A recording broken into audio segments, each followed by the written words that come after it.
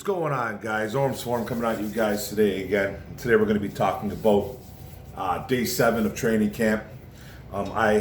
It's with the padded practice now. I think it was the second day of padded practice for the Detroit Lions, and I missed day 5 and day 6. I was out of town. I couldn't really see what was going on day 5, day 6. I believe Sunday was a day off. That's when I left, and I came back Wednesday afternoon sometime, and so I caught some of day 7. Day 5, day 6 I didn't really catch, so I'm just going to skip day 5 and day 6, and I'm going to jump right into day 7. So I was kind of doing some late research last night, and doing some writing. I was extremely tired, so if I repeat myself, I'm sorry, guys, but that's just the way it is, and I'm just trying to get this out too. I was just trying to catch up. So Lions had the second day of padded practice on day 7 of the training camp for the Detroit Lions, and I kind of wrote a bunch of things, so I'm all over the place here. Penei Sewell got beat by newly acquired defensive tackle Bruce Hector, I guess, in one of the drills. Sewell has been really good, though. You know, Romeo Wakwara has been working him really well. Dan Campbell wants to see that, and Romeo beat him on one play, and then another play Sewell got him. So they've been going back and forth, which is really nice. But the Bruce Hector kid, he's jumped around in the last few years. He was a aggressive defensive tackle in college who was a pass rushing defensive tackle. So he got the better of Sewell there, but I think he's more of a camp body. But Sewell has been really good. Sewell's been communicating with teammates like Big V, Halapoulivaati Vaitai. Him and Big V have been inseparable. He's been getting in Big V's ear, which is something you really want to hear. Sewell's even conversing with D. Lyman. He had a conversation with Deshaun Hand. Deshaun Hand put a move on him that Sewell wanted to learn, and so we could counter it. So that's something that's really impressive. You're seeing him communicate with players and coaches and all that. So that's a good sign. He's just trying to get better. Alim McNeill continues to give fits to Detroit O-lineman. He's so fast off the line, it's incredible for a big fella. He's getting nicknames now from head coach Dan Campbell, calls him Twinkle Toes, and defensive coordinator Aaron Glenn calls him the Dancing Bear. He's very nimble on his feet. It's exciting that Alim McNeill is playing this well. He was one of my favorite guys in this draft.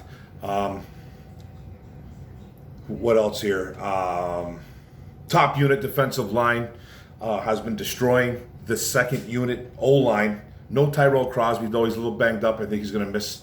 I think it's been reported that he's going to miss a couple weeks now.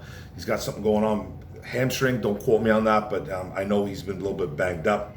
Nick Williams and D. Hand with a great day.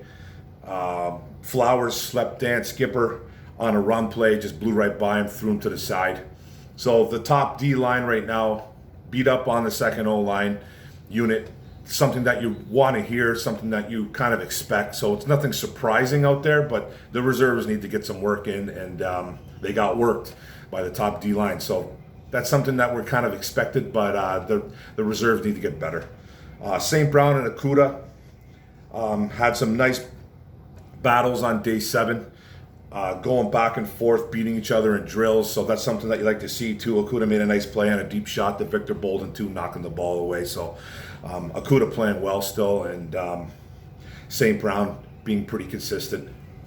Elise Mack, the tight end that we picked up from the New Orleans Saints, has been up and down since the pad's been on. He still has that lead on that number 3 tight end spot, but he needs to step it up a bit. I guess once the pads have been thrown on, he's been kind of a little bit inconsistent, more than he was when he was wearing just shorts and a helmet. So he needs to be a little bit better. But I think he's still got that number 3 locked up. Very physical practice, and the injuries are starting to pile up a little bit. Cornerback Jerry Jacobs, outside linebacker Julian Okwara, and running back DeAndre Swift left early. Julian Okwara came back with an ice on his hip. I think he's got a hamstring thing going on too as well. Don't quote me on that, but he's going to miss a couple days, but he's going to be back. Jerry Jacobs came back with a compression sleeve on his leg, so keep an eye on that as well. Wide receiver Khalif Raymond, nose tackle John Penasini, running back Jamar Jefferson. We're working with the trainers as well, but return to the field. Defensive tackle, defensive end, Levi Onwuzurike, the rookie we took out of Washington, didn't do any drills. He left on the first day of padded practice, so he's a little bit nicked up as well. We released outside linebacker Reggie Gilbert. I'm a little bit surprised on this one because he was starting to. It looked like he was starting to show some promise in camp, and I thought he'd be maybe the fourth or fifth guy off the bench, trying to create a little bit of pass rush, just trying to get to the quarterback. I know he's been a journeyman. He missed a couple practices, I guess, earlier on, and there was no real explanation for it, and then he was released. So I thought he was a guy that could bring maybe a little bit of pass rush to it, but these coaches know more than I do, and they gave him the boot. So he's gone. He's not Detroit Lion anymore. Good luck, Reggie Gilbert. Wide receiver Tyrell Williams took back practicing after dislocating his pinky, so he got hurt, but he's back. No need to be alarmed. Wide receiver Khalif Raymond is making plays. Somebody has to step up in this wide receiver room, and it looks like Khalif is making plays. There was a list out there saying that Khalif Raymond wasn't even going to be on this roster. I think that's BS, to tell you the truth. I'm not saying this guy is a game changer or anything like that, but he brings value to the punt return and to the kick return, and he's probably going. I think he is fighting to be that number 3. He's fighting to be that slot guy with Amon-Ra St. Brown. So I think he will definitely become a wide receiver on this team, and I think he's going to stick on the team for now. He's not a guy that's going to get cut. I don't think. He just keeps making plays. He's playing with the top unit. He's playing on the second unit. They're just trying to get him involved.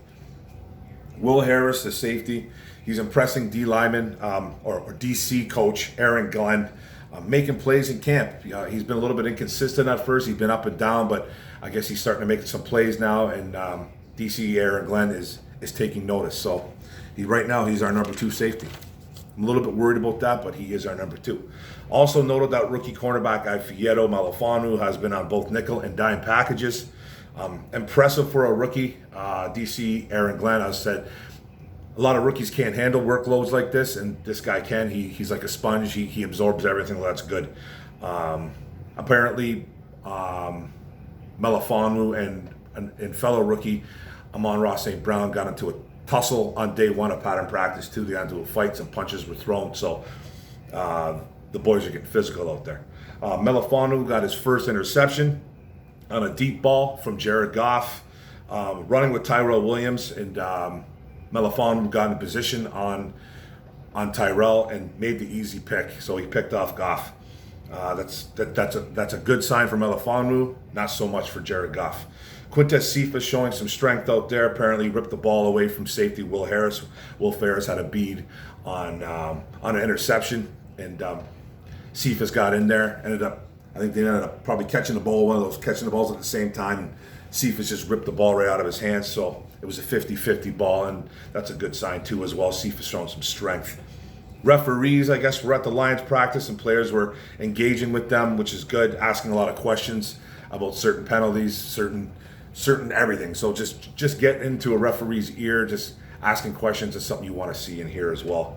Deshaun Hand, impressing large, making plays all over the field, stuffing a run play, and sacking the quarterback. He sacked Tim Boyle on another play. He just needs to stay healthy. It looks like this guy's playing really well right now. Deshaun Hand. It's all about staying healthy for that kid, man. All about staying healthy.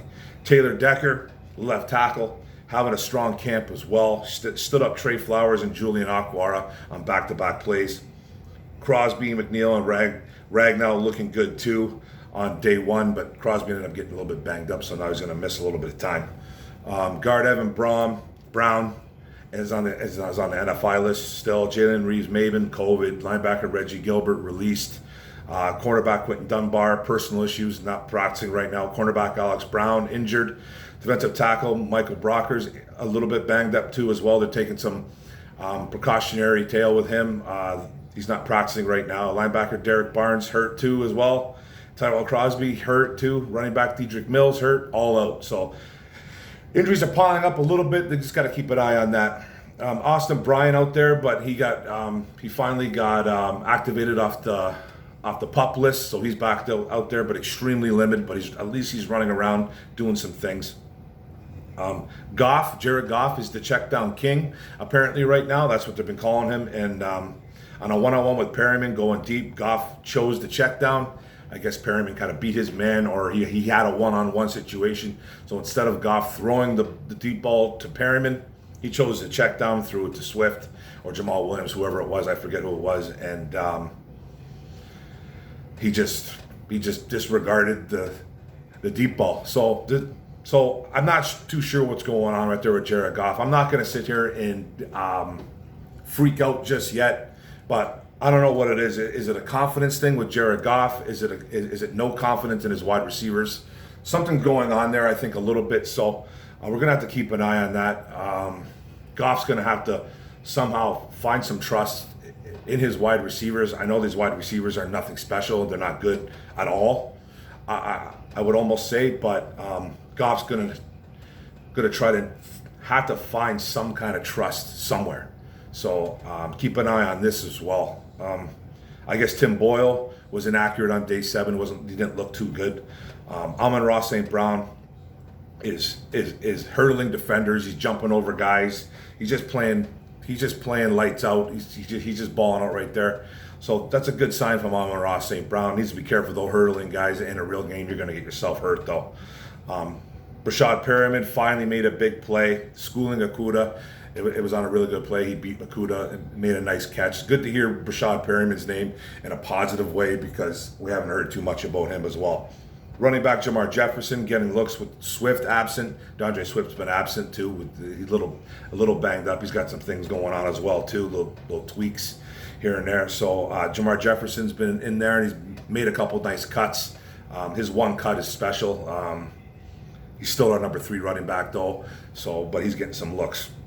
Hockenson continues to be a huge focus on this offense, beating the bricks off safety Dean Marlowe. Dean Marlowe wasn't a very great pickup this year in the off season, but it was one of those 1-year deals, prove-it deals, cheap deals that Brad Holmes had to kind of do this year. But he beat Dean Marlowe easy on a nice play. Sewell's putting in work, like I said earlier. Romeo blew right by him on one play, and then the next. He made a nice block on him. So Sewell's been up. Sewell's been good overall. He hasn't really gotten beat. He's gotten beat a couple times, but he's been pretty good, man. He's finally starting to feel like a right tackle. They talked to him. He's like, I'm a right tackle now. This is what I am. And I'm starting to feel a lot better. He was a bit concerned, and he said some concerning things a couple months ago about having to adjust. And it's like I've talked about in the past. It's nothing new. This is not a Detroit Lions thing, drafting a left tackle and moving him to right tackle. This is not something that the Detroit Lions only do like a lot of fans think. This is actually a thing that happens in the NFL constantly, every year, for years. This is just what it is, and he just needs to adapt, and that's what he's doing, and he's looking the part out there. Nobody is concerned about Penei Sewell, and no Lions fan really should. He's going to have his struggles, but he's going to be awesome at the same time. So I'm not too worried. I'm not even a little bit worried about him, to tell you the truth. Nick Williams has been out there too, the D lineman we picked up last year, the aging guy, 31 years old. He played in Chicago the last couple of years, bounced around a little bit. He's been playing well too. He looks like he's got a bead on being one of the starters on that 3-4 base. So it's probably going to be him and Brockers as of right now. And then we'll see what happens there, but he's been impressing. Linebacker Sean Dion Hamilton, another pickup that we picked up from Washington, making the most of his opportunities out there as well too. Getting into the backfield, stopping the run, and sacking the quarterback on a blitz. He's got speed to burn. He's a smallish linebacker at about 230, 235. But he can run, and he's a good cover guy, and he can blitz the quarterback. He's got speed to burn. Good Alabama, really good college linebacker, and just suffered through some injuries. But he was a really, really good football player for Alabama, and he's kind of bounced around a little bit. And now he has an opportunity with this linebacking core that's not that great. He has an opportunity to get in on some plays, and hopefully he can take advantage. Anthony Pittman, the linebacker that has been playing well since getting some opportunity as well with Jalen Reeves-Maybin out and Tavai a little bit nicked up. He struggled a bit on day 7. I'm back-to-back plays on a play action twice. It happens. But he's been playing better. He's been playing good. He just had a little bit of a rough day on a day 7. Safety Tracy Walker. He was on Good Morning Football not too long ago. I think a couple days ago or something, or a week ago, something like that. And he's been doing one-on-ones with the cornerbacks. So Aaron Glenn loves his versatility. He's not only going to play free safety, but it looks like he's going to be doing some work with the cornerbacks as well too. So there was talks of him. I remember when him coming out in college that he was capable of possibly playing some cornerback as well instead of not just safety. So that's good that they're moving this guy around to see where he best fits. But he is a safety. He will be our starting free safety. He's our number 1 safety. But it's good to see that he can kind of go and be versatile and go in other groups and practice with them as well too. Jack Fox, the punter, all-pro punter that we picked up last year, nailing coffin kicks, pinning the ball between the 5-yard line and the goal line, just making it look easy out there, which is really a good sign. And Mike Ford, the cornerback, proving he's the best gunner on the team, stopping the ball from going in the end zone, and just doing really good things for special teams. This is what you want to see. Mike Ford has got a beat on this 53 roster. He'll definitely make it. Even if I think he's going to be the starting nickel. His special teams ability is really good. And to end it all off, guys, this is like the last bit that I kind of see. St. Brown and Victor Bolden muffed the ball on punts. They just need to clean it up a little bit, but they were pretty good after that, man. But they did muff a ball each, and they just need to be a little bit better. So that's it, guys. That's the day 7. Sorry about missing day 5 and day 6. Just I had some things I had to attend to. I wasn't in town, so this is what I had to do. So I skipped a couple days and I went day 7, and I'll continue with what's going on. I'm back to work too, so videos will come, but they might be a little bit late, but the videos will come. So thanks, guys. Don't forget to hit the subscribe button on the bottom right. Don't forget to hit the notification bell, get all my videos, and like and comment. It's all about liking and comment, and we can discuss. Go Lions, boom. Football's back.